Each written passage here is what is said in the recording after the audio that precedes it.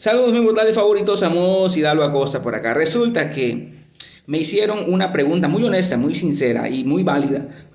Yo he dicho en videos anteriores que nosotros como cristianos creyentes en la fe del Mesías somos y estamos bajo el nuevo pacto. ¿Sí? Entonces, por ahí me menciona un adventista. Si estás bajo el nuevo pacto, en tu iglesia no piden el diezmo como mandamiento. Es una pregunta muy válida porque es cierto. Tú no puedes decir que estás bajo el nuevo pacto y estar pidiendo el diezmo como mandamiento, ¿verdad? Porque efectivamente en el antiguo pacto el diezmo existía como mandamiento. Pero entonces vamos a una de las cartas más importantes que tenemos sobre el tema del nuevo pacto en el Nuevo Testamento. Estoy hablando de la carta a los Hebreos. ¿Sí? En la carta a los Hebreos se nos menciona el tema de precisamente el diezmo como mandamiento y es contrastado no solamente el mandamiento del diezmo, sino toda la ley y todo el antiguo pacto con el nuevo pacto del Mesías, lo cual es muy interesante. Ojo con esto, la iglesia verdadera, dicho sea de paso, la iglesia verdadera, no los sectarios que viven en el antiguo pacto, la iglesia verdadera hace doctrina del Nuevo Testamento, del nuevo pacto, no del antiguo pacto, porque no voy a hacer doctrina del Antiguo Testamento porque no estoy en el antiguo pacto, ¿verdad? Vamos entonces a Hebreos capítulo 7. Voy a estar leyendo algunas partes nada más. Fíjense cómo dice el versículo 1, porque Melquisedec, rey de Salem y sacerdote del Dios Altísimo, salió al encuentro de Abraham que volvía a derrotar a los reyes y lo bendijo. Versículo 2, asimismo le dio a Abraham los diezmos de todo. Interesante.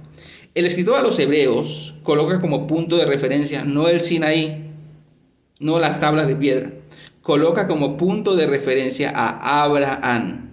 Particularmente esa escena donde Abraham le entrega los diezmos a Melquisedec. Es en ese punto cuando es comparado Melquisedec con el Mesías, de tal forma que Melquisedec es un tipo de Cristo. Fíjense cómo dice el versículo 3.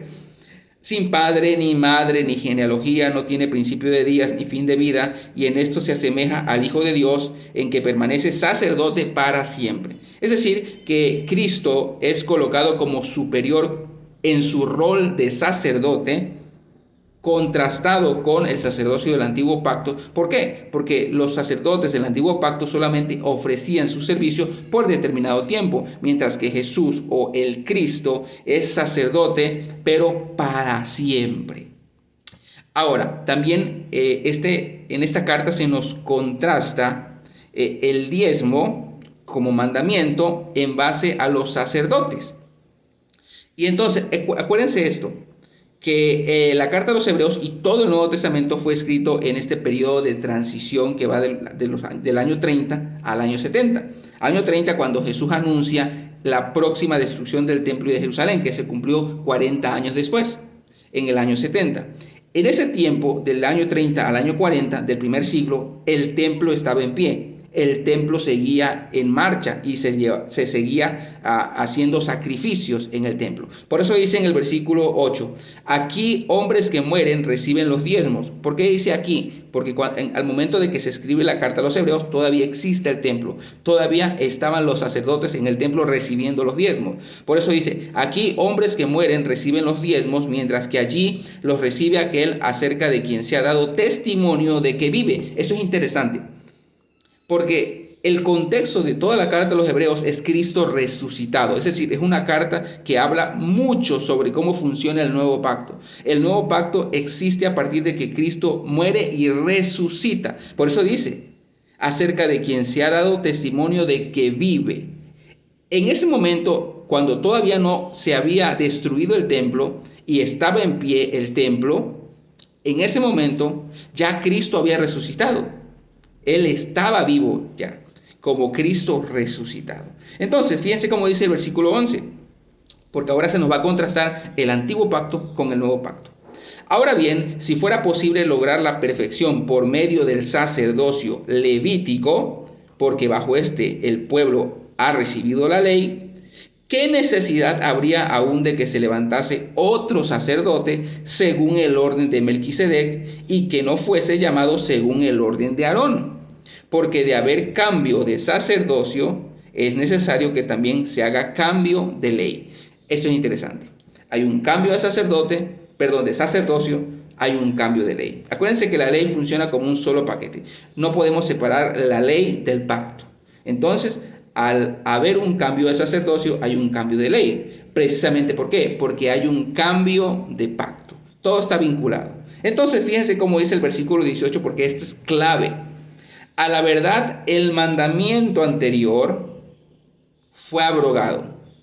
El mandamiento, la ley comunidad en el antiguo pacto fue abrogado. Es decir, llegado el Mesías, habiendo muerto y resucitado el Mesías, bye bye Santo Sábado, bye bye el decálogo como mandamiento, bye bye el diezmo como mandamiento. Dice, por ser ineficaz e inútil. Toda la ley, por muy buena que sea, comparada con Cristo, es inútil e ineficaz. Toda la ley, por muy santa, buena y justa que sea, comparado con Cristo, es inútil e ineficaz. Fíjense cómo dice el versículo 19, porque la ley no perfeccionó nada. Sin embargo, se introduce una esperanza superior por la cual nos acercamos a Dios. Ahora nos acercamos a Dios no por la ley, no por el antiguo pacto, no por el Sinaí, sino por Cristo. Versículo 22. De igual manera, Jesús ha sido hecho fiador de un pacto superior.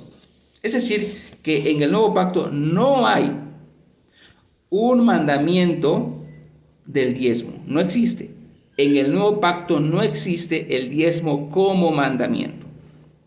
Pero recordemos algo, lo cual resulta interesante. Abraham dio el diezmo a Melquisedec y no había un mandamiento. No había ningún mandamiento.